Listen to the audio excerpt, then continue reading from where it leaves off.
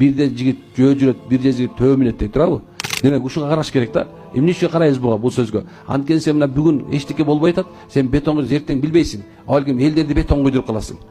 Алгим сен бүгүн элдерди бетон куйдуруп, алгим эртең сен чоң үйдү кура турган адам болуп каласың. Түшүнүп атасыздарбы?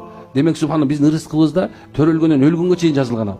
Канча грамм суу иче турганыбыздан бери бар нерсе бар. Демек ошол ырыскыңдын ичинде эгер сен аракетин кыла турган болсоң, тетиякта эмне бар экенин билбейсиң. Ушундай нерсе. Билбейсиң субханалла. Бүгүн нөлсүң, эртең миллионерсиң. Бүгүн миллионерсиң, эртең нөлсүң.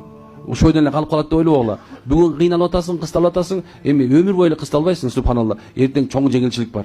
Бүгүн жыргап жүрөсүң, ушу менен эле дардаңдап өтүп кетем деп ойлобо субханалла. Эртең бир проблема бүтүп турушу мүмкүн тияктанчы. Ушундай. Такыр болсо дардаңда бүт нерсең, дүйнөң бар нерсең бар. Бирок Алла Таала ар жагынан эмне экен? Балаң менен же кызың менен, же бир досуң менен, бир тон же ата-энең менен субханалла ошо дүйнөңдүн бардыгын дардаңдаган нерсеңдин баарын желиңди чыгарып коюшу мүмкүн экен да. Билбейсиң кандай